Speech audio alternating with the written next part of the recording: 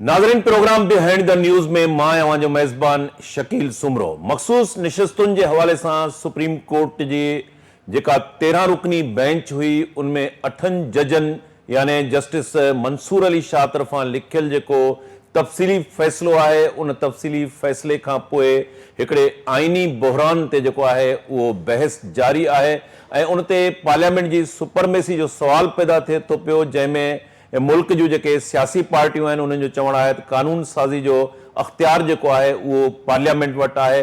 PP chairman Bilawal Bhutto Zardari गुज़रियल ॾींहुं Sindh high court बार के खिताब कंदे चयो त आइनी अदालत जेका है वह मजबूरी है, कानून साज़ी जो अख्तियार सिर्फ़ ऐं सिर्फ़ पार्लियामेंट के है। मखसूस निशस्तुनि के हवाले से सुप्रीम कोर्ट जी जेको तफ़सीली फ़ैसिलो है आया उन ते अमल दरामद थींदो, जेकॾहिं उन ते अमल दरामद नथो थे तो उन सूरत हाल में कड़े किस्म जो जेको है पॉलिटिकल या आइनी जेको है मामला जेके आहिनि आॾो अची सघनि था, छाकाणि त इन हवाले से मुल्क के अंदर ख़ास तौर ते अदालती फ़ैसिलनि के हवाले से तमाम घना जेके आहिनि मिसाल मौजूद आहिनि। अॼोके प्रोग्राम में पाण मखसूस निशस्तुनि के हवाले से जेका सुप्रीम कोर्ट की जजमेंट है तफ़सीली फ़ैसिलो है उन ते ॻाल्हाईंदासूं। प्रोग्राम में असांखे जॉइन किया है पीपल्स पार्टी जा सेनेटर आहिनि, नाले वारा कानूनदान एजी सिंध में रहा आहिनि। बैरिस्टर ज़मीर घुमरो साहब असांखे जॉइन किया है। बैरिस्टर ज़मीर घुमरो साहब के प्रोग्राम में भलीकार चऊं था। ज़मीर साहब, ही जेको मखसूस निशस्तुनि के हवाले से तफ़सीली फ़ैसिलो है उन तफ़सीली फ़ैसिले की इम्प्लीमेंटेशन जो जेको सवाल है अवां कीअं ॾिसो था त इन फ़ैसिले ते तमाम घणी तनक़ीद थी रही है, गॾोगॾु पार्लियामेंट की सुपरमेसी वाले सवाल जेको है वो अञा वधीक अहमियत अख्तियार करे वियो आहे। कीअं ॾिसो था इन मखसूस निशस्तुनि वारे फ़ैसिले खे? वो 63A तहत जेको फ़ैसिलो ॾिनो वियो उन हिसाब सां जेको आहे सो माना पार्लियामेंट खे फिटर कयो वियो, पार्लियामेंट जा हथ पेर ॿधा विया त इवन तव्हां जेको आहे सो तव्हांजी पोज़ीशन तव्हां वोट बि नथा ॾेई सघो। उहो माना हिकिड़ो आइन जे ख़िलाफ़ जेको आहे सो ओपिनियन ॾिनो वियो। उन खां पोइ जेको आहे सो कंटिन्यूअसली इहा कोशिशि थींदी रही आहे त जेको आहे सो जेके पार्लियामेंट में मेंबर्स आहिनि उहे का बि आइनी तरमीम न करे सघनि, कानून साज़ी न करे सघनि, उन्हनि जो नंबर थोरो हुजे। ॾिसो आइन जे आर्टिकल 51 में इहो क्लियरली लिखियलु आहे त जेका पार्टी इलेक्शन कंटेस्ट कंदी ऐं सीटूं खटी ईंदी उन खे रिज़र्व सीटूं मिलंदियूं। हाणे उनजी इंटरप्रिटेशन जेको आहे सो पेशावर हाई कोर्ट सही कई, उन खां पोइ जेको आहे सो सुप्रीम कोर्ट जेको आहे उनजी जेका इंटरप्रिटेशन कई आहे उन सां गवर्नमेंट सहमत न आहे ऐं उहा उन ते तमामु सख़्तु डिवीजन आहे मुल्क में। त सुप्रीम कोर्ट जेका इंटरप्रिटेशन कई आहे उहा उन जा रीज़न्स जेको आहे सो उहे ॿिया आहिनि, इहे रीज़न्स न आहिनि जेके लॉ में मौजूदु आहिनि। उन जे करे इहो जेको कॉन्फ्लिक्ट आहे उहो वधंदो पियो वञे ऐं सुप्रीम कोर्ट जो जजमेंट उहो बाइंडिंग आहे जेको decides the question of law or enunciates the principle of law article 189 में। पर जेकॾहिं उहो उन खां पोइ इलेक्शन एक्ट में पार्लियामेंट तब्दीली कई आहे इन फ़ैसिले जेको शॉर्ट ऑर्डर वियो त उहो फील्ड में आहे इलेक्शन एक्ट में जेका तब्दीली थियल आहे। उन जे करे इहो चवनि त इन फ़ैसिले खे मञनि ऐं गवर्नमेंट जी रिव्यू पिटिशन बि पेंडिंग आहे। ज़ाहिर आहे उन में इलेक्शन एक्ट में जेके तब्दीलियूं आहिनि उहे बि अची वेंदियूं त इन आर्डर ते मन ऐं जेको आहे सो अमल थिए उहो मुश्किल आहे ॾाढो। ज़मीर साहब, हींअर उनजी जेका तशरीह आहे उहा कीअं कई वञे थी, इंटरप्रिटेशन जो जेको सवाल आहे तव्हां रखियो त उहो बि पंहिंजी जाइ ते अहमियत जोॻो आहे, पर ही जेका जजमेंट आहे हाणे जजमेंट ते जेकर इलेक्शन कमीशन 5 भेरो इजलास थियो आहे बिना नतीजे ख़तमु थियो आहे उहो अमल नथो कयो वञे त पोइ जेकॾहिं को कंटेम्प्ट वारो मामिलो अचे थो पियो त उन सूरत हाल में हिन गवर्नमेंट जो फ्यूचर कहिड़ो बीहंदो वञे? ॾिसो, कंटेम्प्ट जे ज़रिए अॻ में यूसुफ रज़ा गिलानी खे हटायो वियो। कंटेम्प्ट जे ज़रिए तव्हां वज़ीर आज़म खे कोन था हटाए सघो। वज़ीर आज़म इहो ई चवंदो त असां तव्हांजो फ़ैसिलो जेको आहे उहो आइन जे ख़िलाफ़ु आहे, असीं हुन ते अमल नथा करे सघूं। स्पीकर बि इहो ई लिखियो आहे इलेक्शन कमीशन खे त जेको सुप्रीम कोर्ट जो फ़ैसिलो आहे उन खां पोइ तव्हां इलेक्शन एक्ट में तब्दीली आंदी आहे ऐं सुप्रीम कोर्ट पंहिंजे प्रैक्टिस एंड प्रोसीजर एक्ट जेको आहे सो सुप्रीम कोर्ट जो उन में फ़ैसिलो ॾींदे पैराग्राफ नंबर 14 में ख़ुदि लिखियो आहे त सुप्रीम कोर्ट जे फ़ैसिले खे सिर्फ़ु पार्लियामेंट जेको आहे तब्दील करे सघे थी या उनखे जेको आहे ख़तमु करे सघे थी।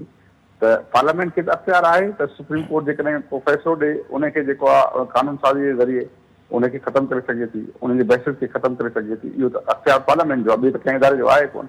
हाणे जेकॾहिं उन्हनि इलेक्शन एक्ट में तब्दीली आंदी आहे उनखे क्लियर कयो आहे त इहो फ़ैसिलो जेको आहे उहो जीअं जो तीअं उन ते अमल नथो थी सघे ऐं कंटेम्परेरी ईंदी त गवर्नमेंट उनखे फेस कंदी। ज़मीर साहब, ही जेका सूरत आहे आइनी बहरान जे हवाले सां ज़ाहिर आहे त 8 जज जेके आहिनि उन्हनि जो फ़ैसिलो जजमेंट तफ़सीली जेको फ़ैसिलो आहे 70 पेजनि ते उहो साम्हूं अची वियो आहे।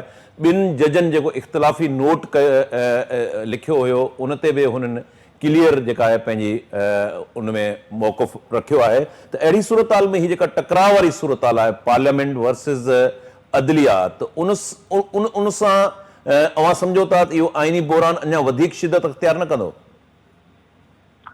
ॾिसो, आइनी बुरान त आहे कोन, सुप्रीम कोर्ट जो हिकिड़ो फ़ैसिलो आहे। आइनी बुरान त इनखे हर मामले में आइनी बुरान नथो थी सघिजे, को बि बुरान कोन्हे को। उन में इहो आहे त टकराव वारी सूरत हाल आहे, पार्लियामेंट हिकिड़े पासे आहे, जुडिशरी ॿिए पासे, असली हिकिड़ो टकराव वारी सूरत हाल त आहे। हलो, टकराव वारी ज़मीर साहब सूरत हाल त आहे न?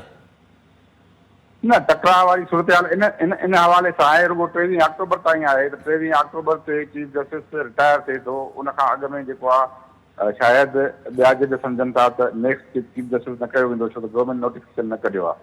उन जे करे जुडिशरी जेको आहे सो कोशिशि करे थी त असांजो जेको नेक्स्ट इन आहे उहो चीफ जस्टिस जेको आहे नोटिफाई कयो वञे, नोटिफाई छो न थियो आहे, उनजे करे उन में बेचैनी आहे। उनजे करे ई पार्लियामेंट खे डायरेक्टली या डायरेक्टली रोकियो थो वञे त उन वटि नंबर्स पूरा न हुजनि त जीअं उहा फेडरल कॉन्स्टिट्यूशनल कोर्ट न ठाहे सघे ऐं उनजे करे आइनी तरमीम न करे सघे। उनजे करे ई जेको आहे सो उनखे रोकियो थो वञे पार्लियामेंट खे। त पार्लियामेंट खे रिक्वायर्ड मेजॉरिटी न मिले, 2/3 मेजॉरिटी, त उहा आइनी तरमीम करे सघे त जीअं मौजूदा जेको आहे चीफ जस्टिस रिटायर थी वञे ऐं उनखां पोइ जेको नओं चीफ जस्टिस हुजे उहो गवर्नमेंट सां टकराव में अचे। असली ॻाल्हि जेको आहे उहा ऑन द ग्राउंड इहा आहे। हाणे पोइ उनखे मुख़्तलिफ़ पोर्शन में पेश करे कयो वञे थो त ही फ़ैसिलो आइन ऐं कानून जो आहे। असली जेको आहे इहा आहे power struggle within the judiciary बि आहे ऐं पार्लियामेंट जेको आहे पंहिंजे ज़ाहिर आहे त उनजे लाइ बचाव लाइ करे थी। पार्लियामेंट चए थी त जुडिशरी त सुप्रीम कोर्ट जी ओरिजिनल जेका जुडिशन आहे उहा आहे त ॿिनि या ॿिनि खां वधीक सूबाई ऐं वफ़ाक़ी हुकूमतुनि में इख़्तिलाफ़ न मेरे डिस्प्यूट रेज़ोल्यूशन करे। उहो त 73 खां वठी हिननि हिकिड़ो केस कोन हलायो आहे। उनखां पोइ एनफोर्समेंट ऑफ फंडामेंटल राइट्स जेका जुरिडिक्शन आहे हाई कोर्ट जी, उन हाई कोर्ट जे जुरिडिक्शन खे हिन इस्तेमालु कंदे 2 वज़ीर आज़म घर मोकिलिया आहिनि ऐं उनखां पोइ लेजिस्लेचर ऐं एग्ज़ीक्यूटिव डोमेन में जेको आहे मुदाख़लत कई आहे। उनजे करे हू चवनि था त सूबनि जे बराबरी जे बुनियाद ते असीं फेडरल आइनी कोर्ट ठाहियूं था जेका चार्टर ऑफ डेमोक्रेसी में वाइदो थियल आहे ऐं जंहिं ते बिलावल भुट्टो ज़रदारी साहिब जो जेको चिटो मौक़ुफ़ आहे त जेसि ताईं असीं फेडरल कॉन्स्टिट्यूशनल कोर्ट सूबनि जे बराबरी जे बुनियाद ते न ठाहींदासीं त हीअ जेके डिस्प्यूट्स आहिनि फेडरल गवर्नमेंट जा, प्रोविंशियल गवर्नमेंट जा, इहे 1973 खां वठी सुप्रीम कोर्ट जो जेको ओरिजिनल कमु आहे उहो उन कयो ई कोन्हे।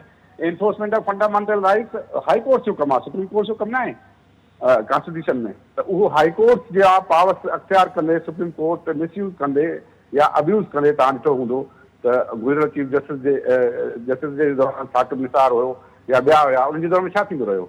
उन मिसयूज़ ऑफ अथॉरिटी कई।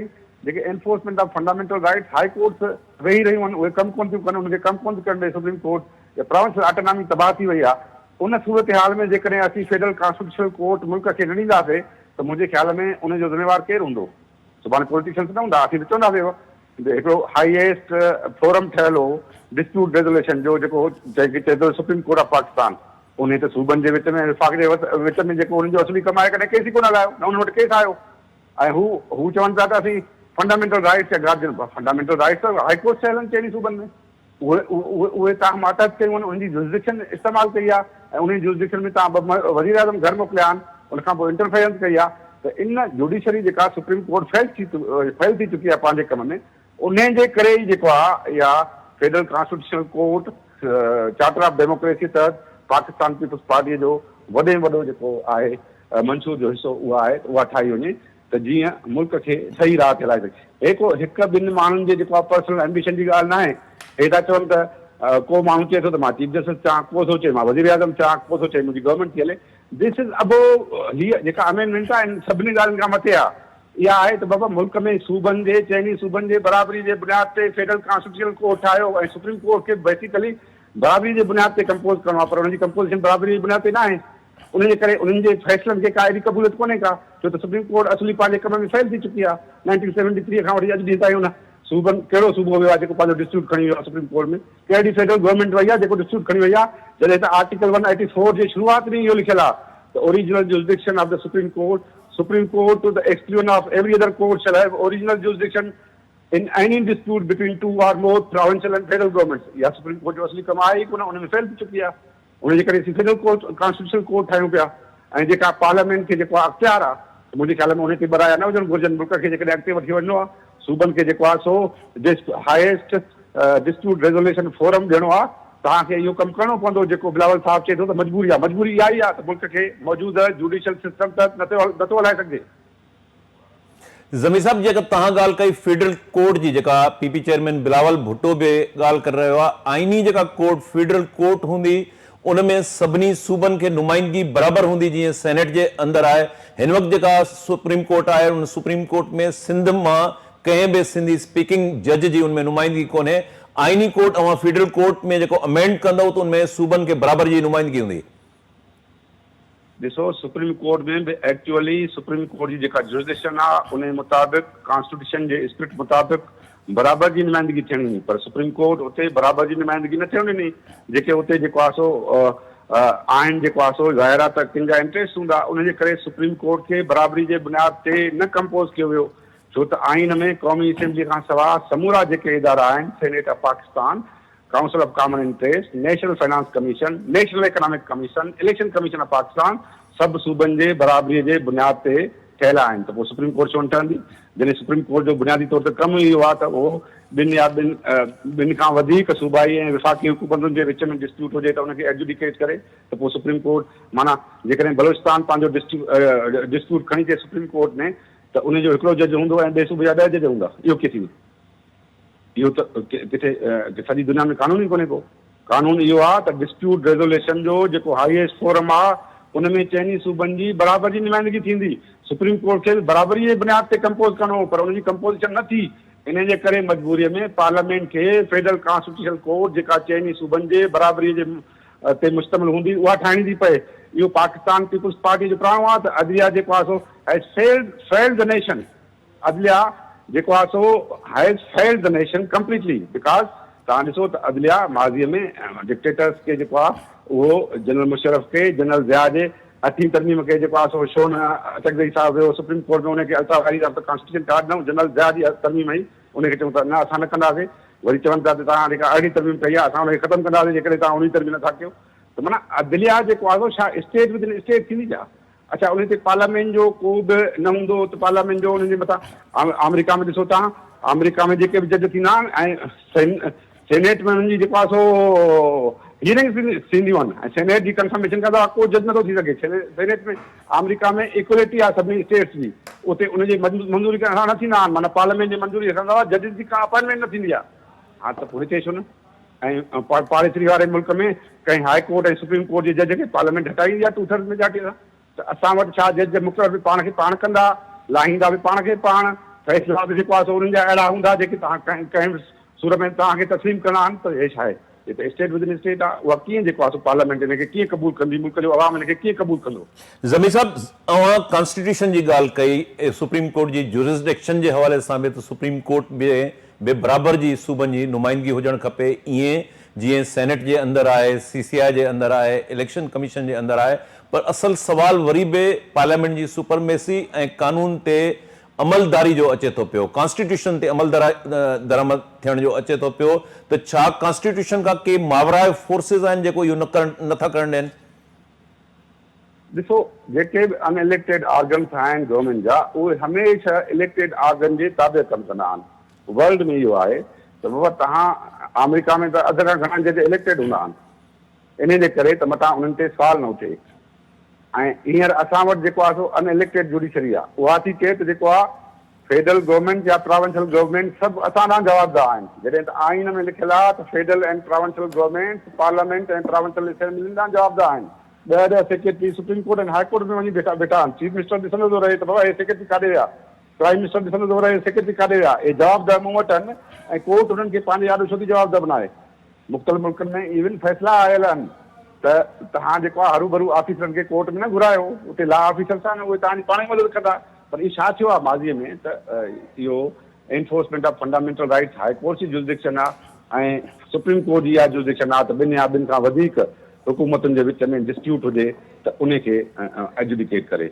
पर इहो जेका सेपरेशन ऑफ पावर्स आहे इन ते सुप्रीम कोर्ट अमल कयो आहे इन ते। ऐं हाई कोर्ट जेको आहे वेही रहियूं आहिनि बिल्कुलु उहे जेको आहे सुप्रीम कोर्ट जे ॼण सबॉर्डिनेट थियूं कमु कनि। हाई कोर्ट सुप्रीम कोर्ट जे सबॉर्डिनेट न आहे। सबॉर्डिनेट मैजिस्ट्रेट खां वठी सेशन जज ताईं जेका बि जुडिशरी आहे उहा हाई कोर्ट जे अंडर में आहे, सुप्रीम कोर्ट जे अंडर में न आहे। ऐं प्रावंशियल इदारो आहे हाई कोर्ट, हुनखे प्रावंस पघार ॾींदो आहे। ऐं फेडरल गवर्नमेंट फेडरल सां हुन में डिस्ट्रीब्यूशन ऑफ पावर्स थियल आहे। जेको सुप्रीम कोर्ट जो कमु आहे उहो हाई कोर्ट जो न आहे। पर हाणे हाई कोर्ट जी जुरिडिक्शन खे 184(3) जे बहाने सां अख़्तियार कंदे हुनखे एक्सरसाइज कंदे सुप्रीम कोर्ट जेको आहे सो अहिड़ा फ़ैसिला कया सुबह मोटर जे ज़रिए जेके मुल्क ते असरअंदाज़ थिया ऐं मुल्क जी हालत ख़राब थी, इकनॉमी ख़राब थी, सूबनि में निफ़ाक़ पैदा थियो, सूबनि ऐं मर्कज़ जे विच में कॾहिं बि डिस्प्यूट जेको आहे सुप्रीम कोर्ट को हल कोन कयो आहे। हिकिड़ो पंजाब जो केस आयो त इहो बि आहे सूबनि जे हवाले कयो, उहो बि हल कोन कयो, CCI खे मोकिले छॾियो। हालांकि CCI जो हुन सां को वास्तो कोन्हे को। त जॾहिं तव्हां पंहिंजो कमु न कंदव, जॾहिं तव्हां ॿियनि जो कमु कंदव, जॾहिं जेका रिजीम आहे सोशल कंटेक्ट आहे सूबनि में ऐं सूबनि जो ऐं फेडरल गवर्नमेंट जो आइन में उन जा तव्हां इम्प्लीमेंटर आहियो, तव्हां उनखे इम्प्लीमेंट न कंदव, पंहिंजो कमु न कंदव, पढ़ाओ कमु कंदव त ज़ाहिर आहे तव्हांखे तनक़ीद थींदी, ज़ाहिर आहे तव्हांजो रोल ख़तमु थींदो, ज़ाहिर आहे पार्लियामेंट सोचींदी त अवाम खे इंसाफ़ नथो मिले, पंहिंजा केस नथा हलाइनि, परावा केस था हलाइनि। त उन जे करे इहा सूरत हाल पैदा थी वई आहे। मुल्क जे वॾनि सियासी पार्टियुनि पाण में जेको आहे सो वेही इहो फ़ैसिलो कयो हो त माण्हुनि खे इंसाफ़ ॾियणो आहे ऐं जेको आहे सो हर इदारे जो जेको पावर आहे उनखे डिटरमिन करिणो आहे त तव्हां ही इस्तेमालु कंदव। इन जे करे ई फेडरल कॉन्स्टिट्यूशनल कोर्ट ठाही पई वञे जेका मुल्क जे वसीतर मफ़ाद में आहे। ज़मीर साहब, फेडरल कोर्ट जे हवाले सां ज़ाहिर आहे त आइनी पैकेज जेको आहे उहो जेसिताईं उनमें अमेंडमेंट नथी अचे ऐं उहो अमेंडमेंट जे लाइ 2/3 अक्सरियत जेका आहे उहा घुर्बियल आहे। पार्लियामेंट छा इन तरमीम जे हवाले सां फेडरल कोर्ट या ॿियूं जेके जुडिशियल रिफॉर्म्स आहिनि उनमें हिकिड़े पेज ते आहे, उहो अंग पूरो आहे जेको नंबर्स गेम आहे 2/3 मेजॉरिटी, उन जे लाइ कहिड़ियूं कोशिशूं वरिती वियूं आहिनि? छाकाणि त मौलाना फज़ल रहमान सां मुसलसल लाॻीतो मुलाक़ातूं बि थियूं ऐं बाद में हुननि चयो त हू इन आइनी अमेंडमेंट जी सपोर्ट न कंदो। हिन वक़्तु पोज़ीशन छा आहे? ॾिसो, मौलाना साहब सां त गवर्नमेंट बि इंगेज आहे, पाकिस्तान पीपल्स पार्टी बि इंगेज आहे। ज़ाहिर आहे त हू जेको आहे सो कंहिं हतमी नतीजे ते पहुची न सघियो आहे, पर पहुची वेंदो। जेका उमेद कई पई वञे त मौलाना साहब इन हतमी नतीजे ते पहुची वेंदो। पर उन खां अॻु में, तरमीम खां अॻु में ही क्राइसिस माना तयारु पियो कयो वञे गवर्नमेंट जे ख़िलाफ़, पार्लियामेंट जे ख़िलाफ़। त हीउ फ़ैसिलो आयो आहे, पहिरियों उन ते अमल कयो। फ़ैसिले जो मक़सदु छा आहे त पार्लियामेंट तरमीम न करे। दुनिया में किथे बि कोन हूंदो आहे त कंहिं मेंबर ते पार्टी ते तव्हां हिन तरीक़े सां वोट ॾियो। अमेरिका में रिपब्लिकन डेमोक्रेट्स ते वोट ॾींदा आहिनि, डेमोक्रेट्स रिपब्लिकन ॾींदा आहिनि, कानून सुठो हूंदो आहे त ॾींदा आहिनि। पर हिते इन जे करे इहो प्रोविजन विधो वियो आहे कॉन्स्टिट्यूशन में त जीअं फ्लोर कास्टिंग न थिए। ऐं फ्लोर कास्टिंग ते जेको आहे सो हणी वई पाबंदी उन ते सख़्तु कयो हो। पर तव्हां कीअं पार्लियामेंट जे मेंबर जो वोट काउंट न कंदव जेकॾहिं हू जेको आहे ॿी पार्टी खे ॾियणु थो चाहे? उहो त ॾींदो वोट, उनजो जेको आहे कॉन्स्टिट्यूंस लिखियल आहे आइन में, त हू जेको आहे सो डिस्क्वालीफाई थींदो। जेकॾहिं हुनखे डिस्क्वालीफाई बि कंदव ऐं हुनजो वोट बि काउंट न कंदव, इहो कहिड़ी दुनिया में लिखियल आहे? त उनजे करे इहो जजमेंट इन हवाले सां आहे त जीअं पार्लियामेंट 2/3 मेजॉरिटी उनखे रिक्वायर न थिए, ॿिया मेंबर वोट न ॾेई सघनि ऐं ही पाण में न ठहनि, उन करे पार्लियामेंट जेका कॉन्स्टिट्यूशनल अमेंडमेंट न करे ऐं फेडरल कॉन्स्टिट्यूशनल कोड न ठहे त जीअं अवाम खे को रिलीफ न मिले। ऐं ज़मीर साहब, तव्हांजे चवण जो मतिलबु इहो आहे त जेका ही कॉन्स्टिट्यूशन अमेंडमेंट आहे जंहिंमें फेडरल कोड जो बि हिकिड़ी शिक शामिल आहे, क्लॉज शामिल आहे, इहो सभु जेको उनखे रोकण जे लाइ तव्हां सम्झो था त सुप्रीम कोर्ट जी जजमेंट आई आहे? जी, मां ॿीहर तव्हां ॿुधायो, मां न ॿुधो। कॉन्स्टिट्यूशनल ही अमेंडमेंट जी जेका तव्हां ॻाल्हि कयो था पिया, ज़ाहिर आहे त उहो आइनी हिकिड़ो पैकेज आहे। ही जेका जजमेंट आई आहे मख़सूस निशिस्तुनि जे हवाले सां, अवां सम्झो था त इन सॼी प्रैक्टिस खे रोकण जे लाइ इहा जजमेंट साम्हूं आंदी वई आहे? इहो सम्झो पियो वञे। ऐं ज़ाहिर आहे, ॾिसो न, जेकॾहिं तव्हां रिज़र्व सीटूं जेको आहे सो ॾींदो पाकिस्तान पीपल्स पार्टीअ खे ऐं मुस्लिम लीग नवाज़ खे, त ज़ाहिर आहे उनजी 2/3 मेजॉरिटी थी वेंदी, या JUI खे जेके अॻु मिलियूं।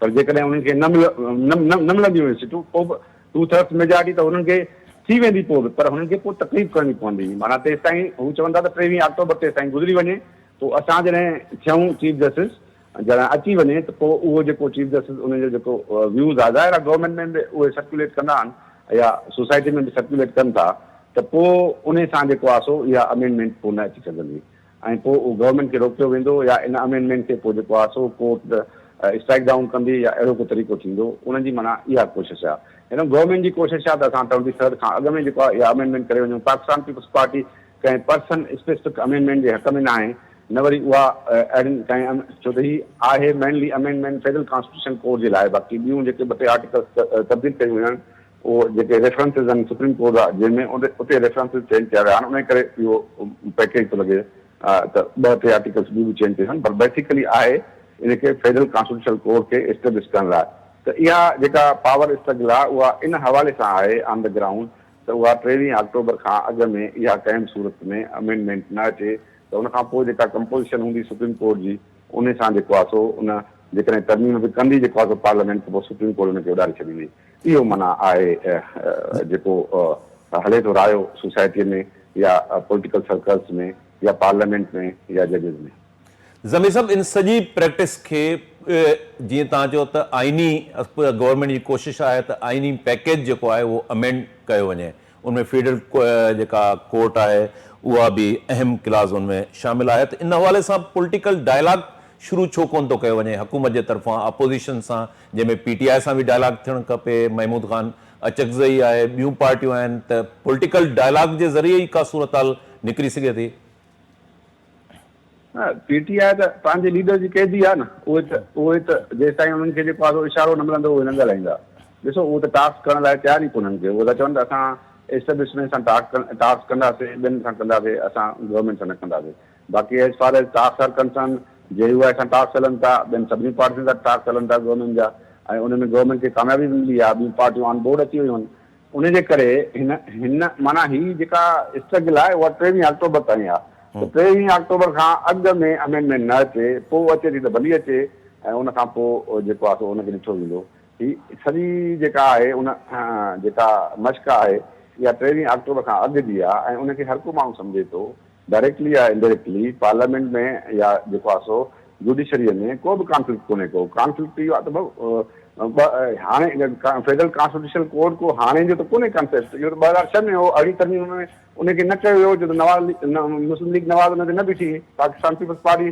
बीठी जेकॾहिं अहिड़ी तरमीम में इहा फेडरल कॉन्स्टिट्यूशन कोड ठही वञे हा त हिन वक़्तु मुल्क जा इहे हालात न हुजनि हा मुल्क जेको आहे डिफरेंट डायरेक्शन में हले वञे हा पर उहा न ठहण ॾिनी वई छो त सुप्रीम कोर्ट ते तव्हांखे ॾिठो हूंदो त सुप्रीम कोर्ट ते जेको आहे कंपोज़िशन हुनजी उन ते सख़्तु एतिराज़ आहिनि उन में बार विरहायल आहे उन में सक्कर हैदराबाद इलाही बार थिया रेज़ोल्यूशन पास थियल आहिनि त तव्हां बराबरी जे बुनियाद ते सुप्रीम कोर्ट जी कंपोज़िशन कयो ही बराबरी जे बुनियाद ते करण लाइ तयारु कोन्हनि ही उन ई सिस्टम खे हलाइणु चाहिनि था त असीं हाई कोर्ट जा पावर्स इस्तेमालु करे जेको आहे गवर्नमेंट खे पंहिंजे ॾांहुं रिस्पॉन्सिबल कयूं फेडरल गवर्नमेंट असां ॾांहुं रिस्पॉन्सिबल हुजे प्रोविंशियल गवर्नमेंट असां ॾांहुं रिस्पॉन्सिबल हुजनि असां फंडामेंटल राइट्स जे नाले ते जेको आहे सो हुकूमत कयूं ही फंडामेंटल राइट्स त हाई कोर्ट जो कमु आहे इहो त सुप्रीम कोर्ट जो आहे ई कोन कमु सुप्रीम कोर्ट जो असली कमु इहो आहे त हिक खां वधीक सूबाई ऐं फेडरल ऐं प्रोविंशियल गवर्नमेंट जे विच में डिस्प्यूट एजुडिकेट करे ॿियो त कमु आहे कोन सुप्रीम कोर्ट जो supreme court is the highest dispute resolution forum of the country ऐं उनखे तव्हां जेको आहे ठाहियो आहे अहिड़े नमूने सां त उहा गवर्नेंस बि कंदी उहा सभु कमु कंदी डैम बि ठाहींदी सभु कुझु ठाहींदी इअं कीअं थो थी सघे उनजे करे इहा चपकलश आहे फ़िलहाल उनजे करे इहा हल थी वेंदी गवर्नमेंट खे 2/3 मेजॉरिटी हासिल थी वेंदी फेडरल कॉन्स्टिट्यूशन कोड जेको आहे उहा ठही वेंदी जेको आहे हले पियो रायो लास्ट क्वेश्चन ज़मीर साहब हिन सॼे मामले ते ख़ासि तौर ते जेके मुख़्तलिफ़ बार काउंसिल्स आहिनि उन्हनि जूं स्टेटमेंट उहे बि साम्हूं आयूं आहिनि छा इन ॾस में supreme court bar Pakistan bar council Sindh bar council high court bar ॿियनि सां को उन्हनि खे एतमाद में वठण जी कोशिशि कई वई आहे अहिड़े क़िस्म जूं मीटिंग्स थियूं आहिनि ॾिसो उहो अॻु में ई थियल आहिनि मीटिंग्स फेडरल कॉन्स्टिट्यूशन कोर्ट ते जेको आहे सभु बार जेको आहे सो मुतफ़िक़ आहिनि त इहो थियणु घुरिजे छो त सुप्रीम कोर्ट वञी पंहिंजो असुली कमु करे त अपीलूं ॿुधे क्रिमिनल ऐं सिविल अपीलूं ऐं जेका जुरिडिक्शन हुन 1973 खां एक्सरसाइज़ न कई आहे उहा जुरिडिक्शन साॻी ॾिनी पई वञे फेडरल कॉन्स्टिट्यूशन कोर्ट ते उन ते सुप्रीम कोर्ट में छो रड़ियूं आहिनि उन ते वकील छो रड़ियूं कंदा उन ते त बार्स माज़ीअ में सहमत थींदियूं आहियूं त असांखे फेडरल कॉन्स्टिट्यूशन कोर्ट ठाहिणु घुरिजे, बार सभु सहमत आहिनि ऐं वकील सभु सहमत आहिनि त असांजा केस कोन था हलनि, सिविल ऐं क्रिमिनल जेके ट्रायल्स आहिनि उहे कोन था हलाइनि, पर हीअ प्रोपेगेंडा कई थी वञे, प्रोपेगेंडा जो तूफ़ान आहे, जेके वेस्टेड इंटरेस्ट आहिनि उहे तूफ़ान उन्हनि पैदा कयो आहे त सुप्रीम कोर्ट खे तव्हां हीअं था कयो, तव्हां आइन जे ख़िलाफ़ कमु था कयो। बाबा आइन जे तहत सुप्रीम कोर्ट पंहिंजो रोल ई कोन कयो आहे 1973 खां वठी 2024 ताईं। हिकिड़ो बि सूबो जेको आहे हुननि वटि न वियो डिस्प्यूट पंहिंजो खणी, न फेडरल गवर्नमेंट वई, हुननि जो कमु ई इहो आहे, फंडामेंटल राइट्स हाई कोर्ट जो कमु आहे, उन्हनि ते उहो अची वेही रहिया।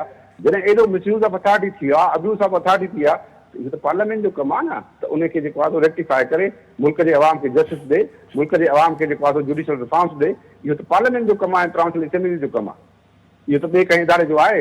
वकीलनि खे वकील जेके ॿार थिया आहिनि उहे बिलावल भुट्टो ज़रदारी साहब पंहिंजी काती ॿार खे ख़िताब कयो, they were more than satisfied, federal constitution court ठहणु घुरिजे ऐं सुप्रीम कोर्ट जी कंपोजिशन में जेको आहे बराबरी जी बुनियाद ते थियणु घुरिजी, उहा न थी सघी।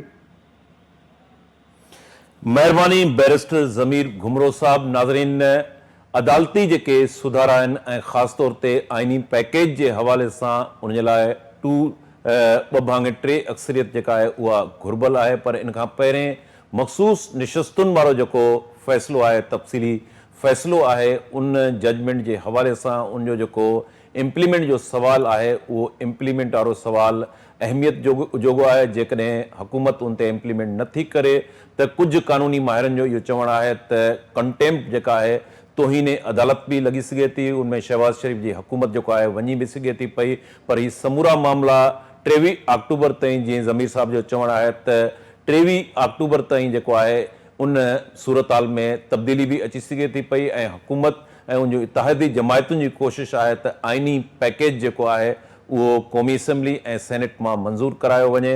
फेडरल कोर्ट जेका आहे आइनी कोर्ट, जंहिंजे लाइ पीपी चेयरमैन बिलावल भुट्टो ज़रदारी जो भी चवणु आहे त उहा मजबूरी आहे ऐं पार्लियामेंट खे ई कानून साज़ी जो अख़्तियार आहे। ॾिसजे त पार्लियामेंट जेका आहे उनमें मुख़्तलिफ़ अपोज़िशन ऐं सरकारी बेंचिस जे विच में जेके मुख़्तलिफ़ इख़्तिलाफ़ आहिनि, उन हवाले सां कहिड़ो पॉलिटिकल डायलॉग शुरू कयो वञे थो पियो ईंदड़ ॾींहंनि में, उन हवाले सां भी काफ़ी डेवलपमेंट्स जेके आहिनि उहे साम्हूं अची सघनि थियूं पियूं। हिते प्रोग्राम जो वक़्तु पुॼाणी खे पहुतो। बैरिस्टर ज़मीर घुमरो साहब, तव्हांजी महिरबानी। नाज़रीन, ईंदड़ प्रोग्राम ताईं पंहिंजे मेज़बान शकील सुमरो खे इजाज़त ॾींदा। अल्लाह भाई।